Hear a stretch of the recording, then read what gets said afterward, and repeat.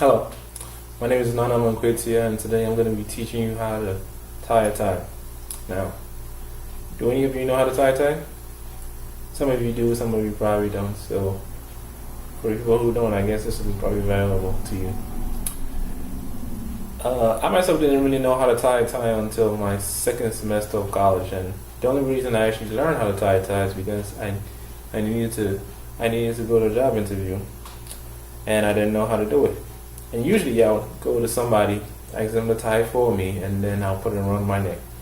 But this time I decided I'm going to do it myself. So I did some research, went online, looked at some videos, and I tied the tie myself.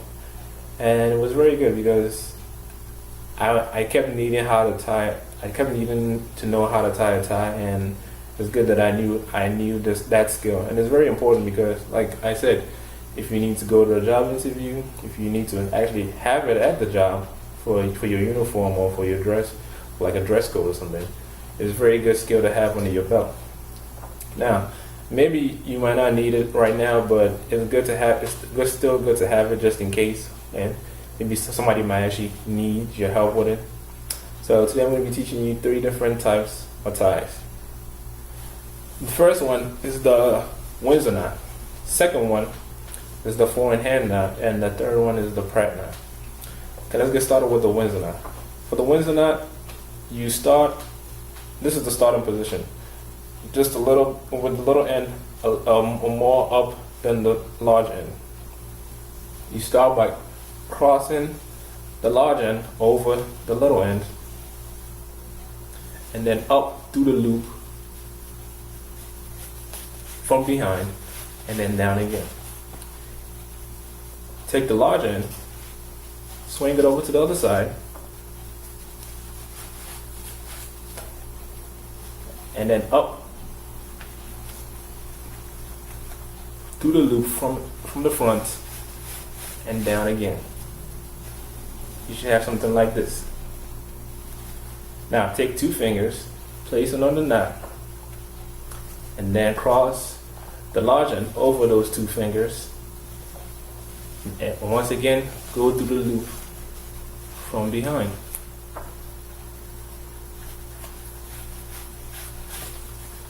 Now for the finishing touch, just take the large end and put it in the hole that you created with your 2 fingers from before. Bring it down, and voila. You tighten it,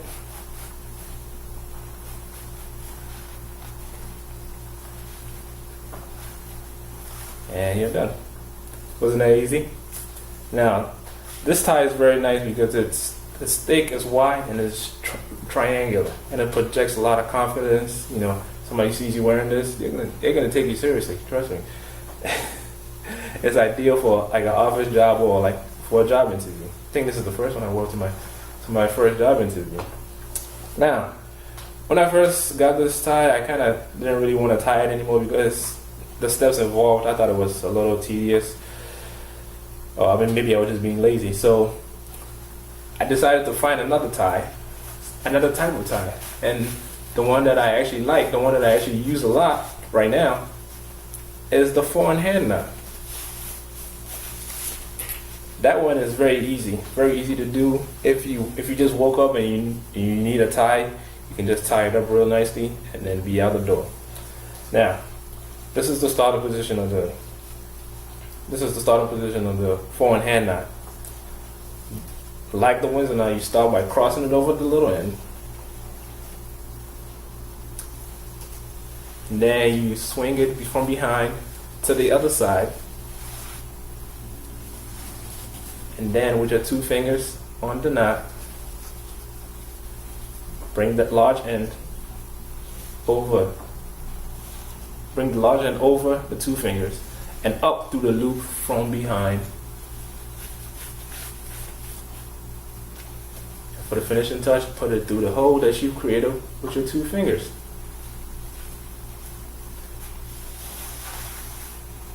See? This one is very, very easy. Just tighten it to make it look nice. And you're done. This one is narrow, it's discreet, and it's very asymmetrical. I'm not exactly sure what that means, but it is. And it's like standard for like a button-down shirt. It's look good on like shorter necks. And then it's class. It's a classic, and it's very, very versatile. You can wear it with a suit. You can wear it, just to go out and party or something like that. Okay. Now, for you to have more options, I'm going to be teaching you a third knot. And this one is called the Pratt Knot. The Pratt Knot is a little different than the other ones. So you start with the outside facing front, like this. Same starting position as the forehand knot. Take it. Now you start by crossing the large end behind the little end, up through the loop,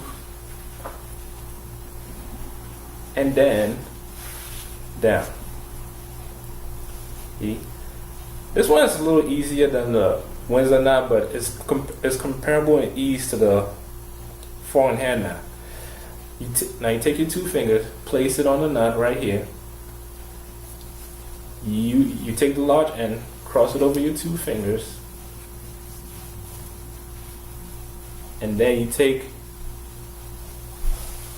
the large end up from behind through the loop, and once again put it in the hole that you've created with your two fingers. Find these two fingers and down. And now tighten it, adjust it, make sure you're breathing after you tighten it because we don't want you to pass out or anything. And voila. Now you know how to tie 3 different types of knots. Now, these knots won't start to look like they're the same after a while, and you might probably want to change it up a little bit, and that's when you probably start looking up maybe advanced knots, like maybe for people who really want to step it up on the fashion end. You're gonna need maybe something a little different, something like the Eldridge knot. That one is crazy. I'm not even there yet, so I can't demonstrate it to you.